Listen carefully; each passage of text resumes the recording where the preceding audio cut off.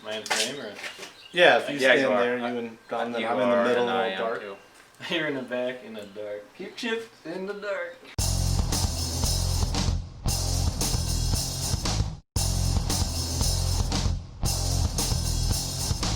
What up, everybody? We in the garage, Chop and Brew, Adano, and Snack Stick. We got 3 beers from a fan, Nick Smith. Snack Nick. Hi, Nick. Hey. Hey.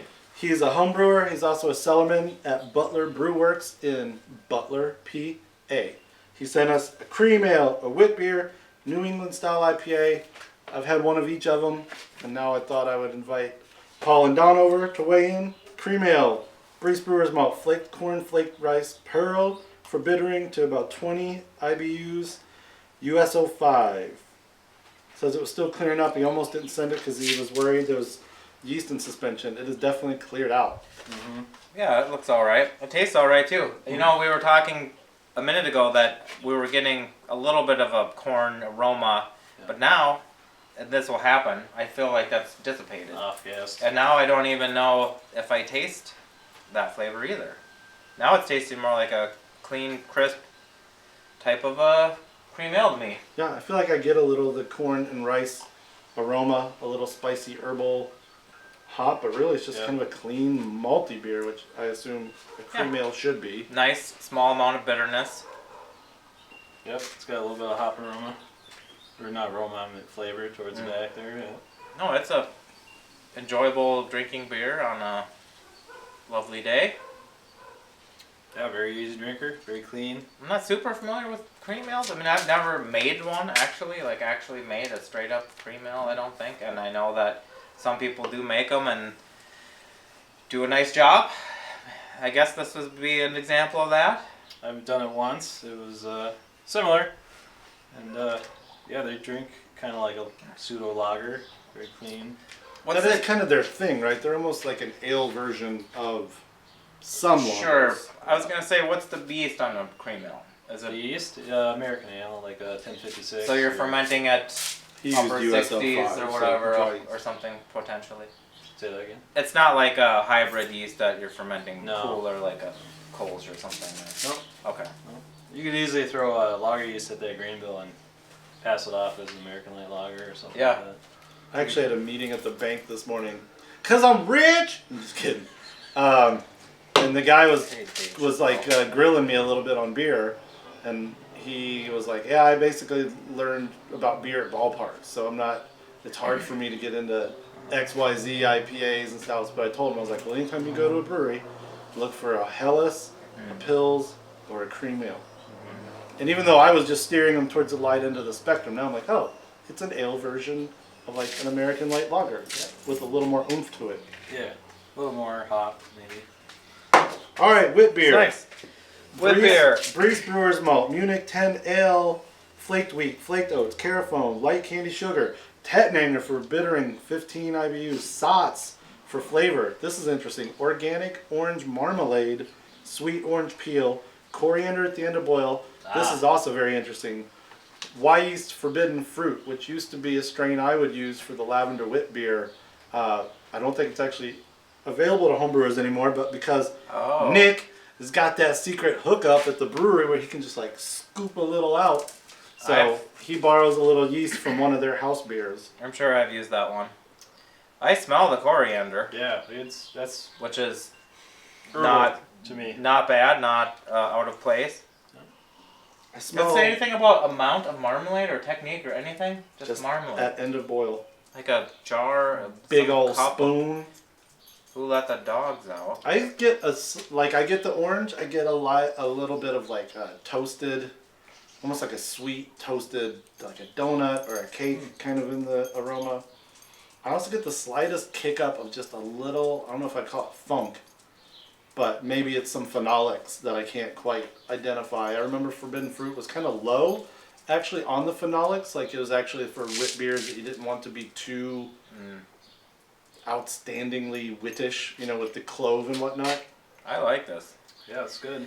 It's clear, and we talked previously too that will happen in the keg. Witbier is a style that I've made many times. I'm about to keg one right now, and it's nice and cloudy at the moment. But if you get it in the keg, It doesn't take long, and it'll clear up, and it'll still taste nice. But you kind of would prefer it to be cloudy because that's sort of the tradition of it. It's a slight bit tart, just a little tart, which is interesting. It could be from the forbidden fruit. It could be he fermented at 67 for 3 days and let it free rise to like mid 70s. So it may just Well, be it's got the orange peel as well. I get mostly what I get is that herbal kind of coriander in the aroma and the flavor for me. I'm not getting the orange peel specifically, but it probably contributes to what I think of as a wit beer flavor, and as also the yeast. If you've never made a wit beer, the yeast that is used for that beer is unique, and it does give it, I think, a big character. I was for a while using a kind of a generic-ish dried Belgian yeast for my wit beers for whatever reason. Maybe I was trying to save a couple dollars, and after a couple batches I thought, let me go pay the money for the liquid wit beer yeast. It made it so much better. So what would you say that the defining characteristic is? Is it?